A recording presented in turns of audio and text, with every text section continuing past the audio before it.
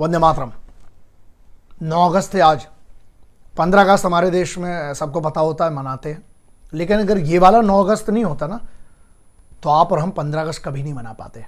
आज़ादी 9 अगस्त सन 1925, शाहजहांपुर एक्सप्रेस, जहां पे काकोरी कॉन्स्पिरेसी की गई थी।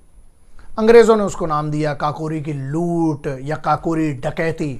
गधे थे, क्योंकि कॉन्स्पिरेसी इतनी बड़ी थी कि इतने बड़े साम्राज्य की जड़ें जो है ना, जड़ें पूरी हिला के रख दी। किसने? हिंदुस्तान सोशलिस्ट रिपब्लिकन आर्मी, जो बाद में बन गई।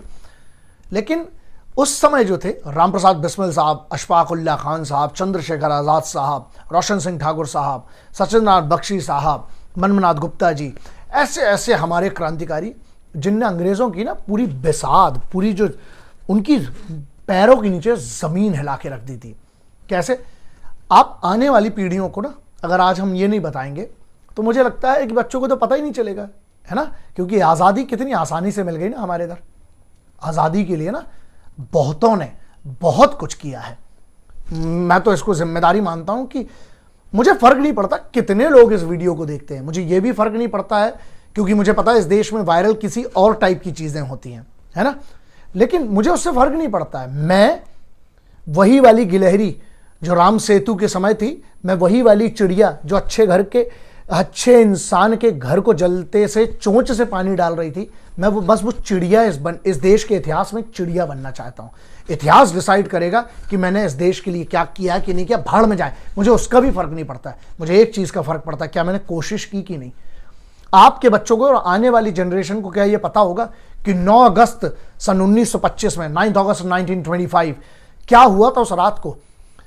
कौन थे वो आशिक जिनने अपना सर्वस्व निछावर करके इस देश के लिए अंग्रेजों की एक पूरी की पूरी हुकूमत को हिला दिया था। अगर 9 अगस्त 1925 जैसे ऐसे बड़े बड़े कांड नहीं होते ना, तो 15 अगस्त कभी इस देश में मन ही नहीं पाता। लेकिन ये आपकी और मेरी जिम्मेदारी है कि अपने बच्चों को जरूर पढ़ाएं कि उस वतन के, इस हमारे हिंद के आशिक कैसे कैसे आशिक, यार क्या कमाल की कॉन्स्पिरेसी। जब मैं कहता हूं ना ये केस स्टडी, मैंने तो उसकी केस स्टडी की है, लगभग 6.5 साल तक पढ़ा है। एक छोटा सा आपको उदाहरण देता हूं। क्या प्लानिंग रही होगी? 2 जगह ट्रेन रुकती है। अभी तो लोगों को यही नहीं पता है, लोगों को लगता है कि सिर्फ काकोरी की पहले भी रुकी थी। मतलब छोटी सी एक बात है, लोग कहते हैं या एविडेंस कहते हैं कि 8,000 रुपए की चोरी। अबे चोरी कैसी वे? हमारा खजाना ले जा रहे हैं अंग्रेज, चोरी कैसी वे? लूट, काहे की लूट यार? अगर लूट करना होते तो ट्रेन में बहुत सारे लोगों को नुकसान पहुंचाया जाता। किसी को नुकसान नहीं पहुंचा, किसी भी इंसान को नुकसान नहीं पहुंचा। एक हत्या हुई थी, एक बाय मिस्टेक बनी बात है, जो उस समय की हथियार से चल गई थी। लेकिन वहां पर भी चाहते तो हथियार थे क्रांतिकारियों के पास, कत्लेआम मचा देते। लेकिन नहीं, क्योंकि ब्रिटिश एम्पायर में जो काम करने वाले थे, जो वो कहते थे ब्रिटिश एम्पायर, वो कौन थे? वो भी तो हिंदुस्तानी थे ना।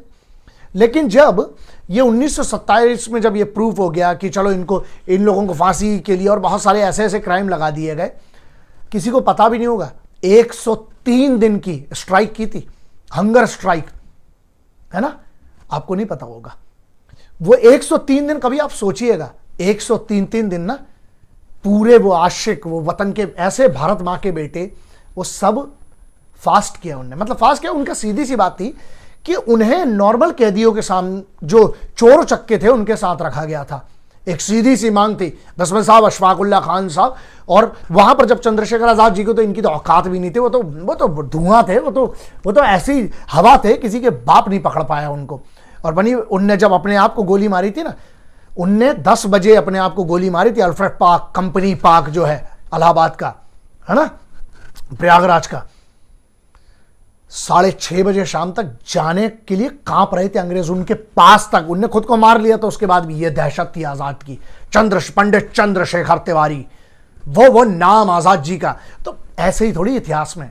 लेकिन हाँ, हमारे इधर भूला जाने की कोशिश है। लेकिन हम जैसी बुलबुलें हैं ना, चहकते रहेंगे। हम जैसे पागल इस वतन के ना ये बात करते रहेंगे कि कर्ज है, तुम्हारे भूलने से कर्ज चुकता नहीं है, कर्ज था, है और रहेगा। तो वही है। तो जब ये एक ऐसा इंसिडेंट है कि उनने सीधी सी बात कही that we are the political prisoners, we should be treated with dignity and as per the rules which are written down the prisoner, political prisoners थे वो।